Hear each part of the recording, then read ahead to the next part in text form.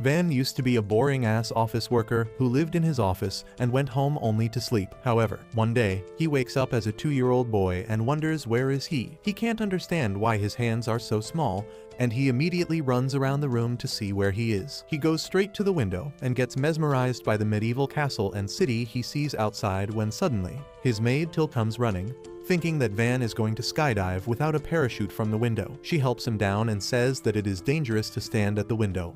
And Van tells her that he was just mesmerized by the scenery, so he couldn't help but look. Till doesn't understand how Van is speaking high-level English at 2 years of age when he should be watching Skibidi Toilet and Fortnite Brainrot. Suddenly, Van recalls that he has faint memories of living in this place. He decides to do a quick recap and tells Till that his name is Van Ferdio and his father is Marquis Jalpa. He also remembers the names of his 3 elder brothers, and Till thinks that this is the second coming of Newton. Soon, it is breakfast time, and 3 maids surround Van to feed him because he is so damn cute. Van likes the attention he is getting because even though he has the body of a 2-year-old, he is actually a middle-aged perv inside. Suddenly, Van's father, Jalpa, asks his sons their plans for the day, and they tell him about the subjects they are going to study today. Next, Jalpa turns his attention to Van and asks what he will do. Van seriously answers that he knows nothing, so he will start from the basics and learn about the culture and history of their country. His brothers are dumbfounded on hearing him talk like that.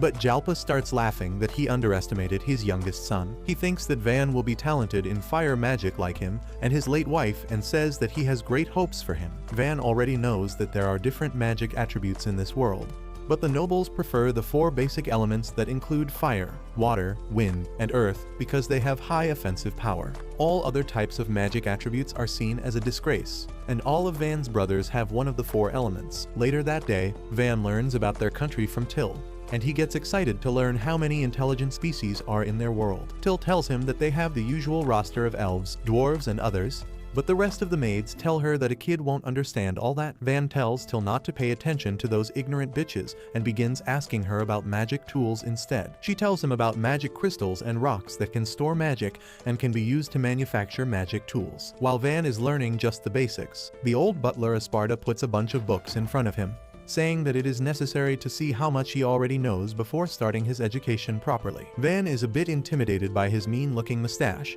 and tells Esparta that he can't read properly yet, but he knows a little bit of math. The butler starts with the very basics and asks him what 3 + 5 is. And when Van answers the question without counting on his fingers, the butler is so impressed that he decides to teach him personally. Van immediately knows it is going to be hell, and he is proven right as Esparta makes him study from dusk till dawn. But thanks to that, Van learns to read and write in just a couple of weeks. After that, he continues studying hard, and when he turns 4, it is time for his swordsmanship lessons to begin. His first training partner is Till, who can dodge like she is allergic to Van's wooden sword. He falls to his knees after failing to hit her even once, and Till teases him that she won against him. Van chases after her while pouting, but then the rest of the jealous maids hold Till down because she is insulting a noble. They tell Van to punish her for being rude, but he tells them that it is alright. However, the maids have a stick up their and they insist Van punish Till, so he just flicks her forehead and tells everyone that justice is served. For the next year, Van focuses on sword training, and by the age of 5, he can beat senior students because they are just kids with simple attack patterns, and he is a grown-ass man with a developed brain. The other students are impressed that Van is a genius even when it comes to combat, and they are even more overwhelmed when they see him treating them kindly even though they come from a lower social status. After that, Van takes a break when D,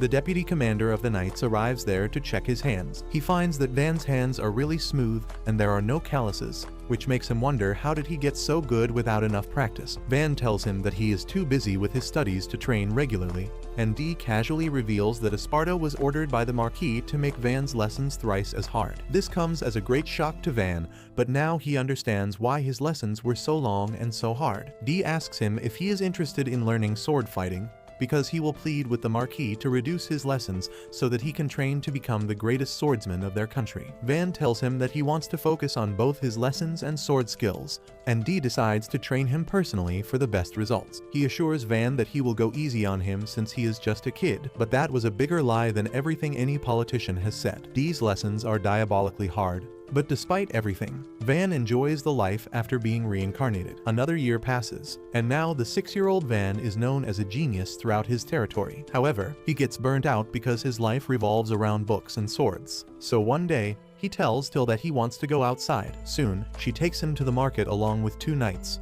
and Van is thrilled to see different types of stores. He is curious about the grand building behind him, and Till tells him that it is the Merry Chamber of Commerce, which is a huge company with branches all over the country.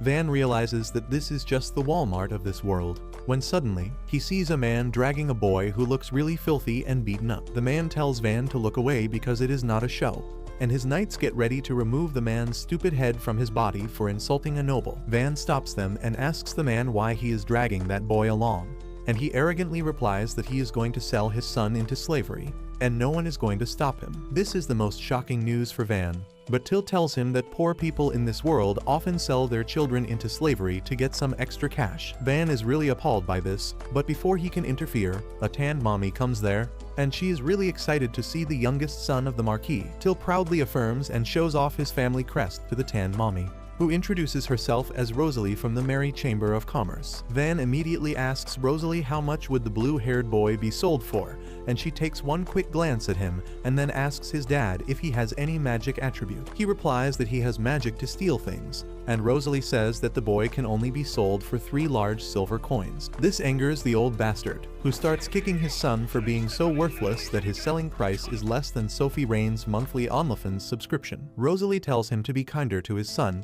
but he decides to take him to another shop to get a better price for him. Suddenly, Van offers to buy the boy for 5 large silver coins, and the bastard begrudgingly takes that offer. Van frees the boy and helps him get up, asking his name. The boy introduces himself as calm as he takes Van's hand and stands up. Van tells him that he is free to go anywhere he wants to now, and Till asks him why he is letting the boy get away when he just bought him. Van replies that he just wanted to help him. He then learns that Calm has nowhere to go and decides to take him to the mansion. The knights tell Van that he can't take a boy of unknown origins to the mansion normally, and he needs to take him in as a slave. Being a modern guy who hates slavery, Van feels hurt by that sentence. But since Calm is okay with that, he decides to follow the idea. Rosalie interrupts him and says that they need to finalize the slave contract before that and asks both the boys to hold her hands. She then uses a spell to cast the contract spell on Calm, creating a tattoo on the back of his hand to show that he now serves Van. With that, Van takes Calm to the mansion,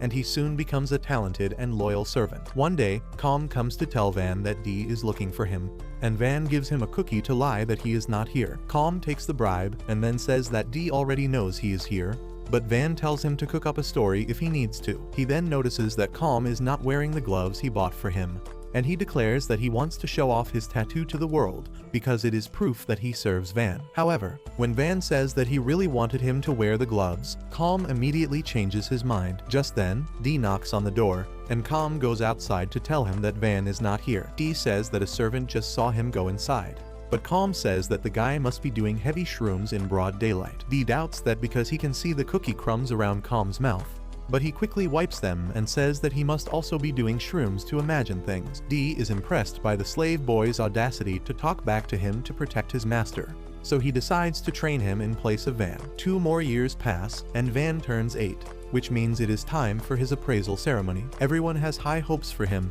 and they want him to become their lord because he is not only a genius but also treats everyone kindly. His father is also certain that Van will fire element magic like him, but all his hopes are replaced with disgust and disappointment when he learns that Van has talent in production magic. Jalma says that production magic is considered the worst kind of magic of nobles because it allows people to create swords and stuff using raw material and imagination. However, all of that can be done even without magic, and no one needs a noble who is just a glorified blacksmith. Jalma says that both he and his late wife are strong fire mages, and he can't accept that their son would have the weakest magic. He pulls out his sword and says that he should have pulled it out that night instead, but he will correct his mistakes now. Van is frozen in fear and doesn't know what to do but before his dad can strike him.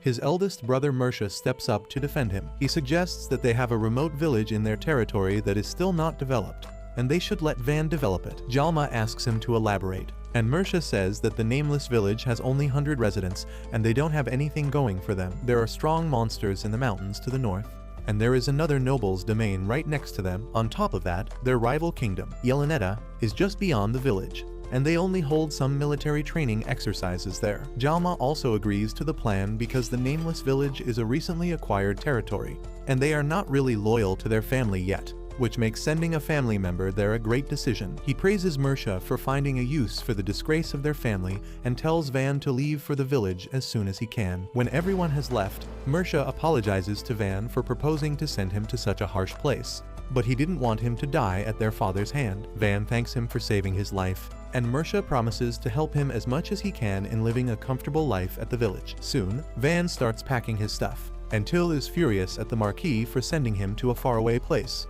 But he tells her that he is actually looking forward to it because he will have a lot of free time there. As his luggage is loaded in carriages, Van thinks how his dad didn't allow him to take any knights along, and Mersha had to hire adventurers to guard him. On top of that, he was only allowed to take Calm with him at first. But thanks to his brother's intervention, now Till is also coming with him. Suddenly, Dee comes there and tells Van that he is coming along to complete his training. Van absolutely doesn't want that and says that his father has forbidden the knights to go with him. Dee replies that he hasn't gotten any news about that, and he even brings 2 of his knights with him. That is not all, as Esparta also comes there, telling Van that he has taken an early retirement from this mansion, and he will come along with him to continue teaching him. Once the carriage starts moving, Van feels a bit disappointed that he can't even use the family crest right now because his dad wants to send him away secretly. However, the entire city is gathered to bid him farewell because the knights are carrying huge banners saying Van is leaving. Van panics on seeing that and asks what they are doing, and the knights tell him that they are just following Dee's orders and they can't take down the banners until he says so. But he is asleep right now. With that, the entire city bids Van goodbye, and he promises to return to them someday. Later, Van takes a small twig in his hand and uses his production magic to turn it into a sword, which would require some sort of nuclear reaction to change wood into metal. But what do I know? Calm and Till are impressed by this, and Van says that he just wants to see if there is a good way to use his magic that is said to be useless. Till then tells him that they are near the village now, and Van is excited to see it. He tells Calm that if he doesn't like the life at the village, he can always return to the mansion. He is ready to nullify the slave contract and assures Calm that he can serve Mersha, who will treat him well. Calm immediately refuses, saying that he has already sworn to serve Van, and he will stay with him till the end. Van gets a bit taken aback by this because it sounds like a proposal, which is something he never got in his past life. Suddenly, the carriage rattles and comes to a stop, and Van opens the window to learn what is going on. A knight tells him that there is trouble ahead because the village is under attack by some bandits. Van immediately calls for a meeting, and Dee tells him that the bandits are used to fighting, so the villagers won't stand a chance against them. There are around 50 of them, and though the thick wooden wall is stopping the bandits from advancing, they are using arrows to attack the villagers beyond that. Dee tells Van that they should fight the bandits because they can drive them off if everyone works together.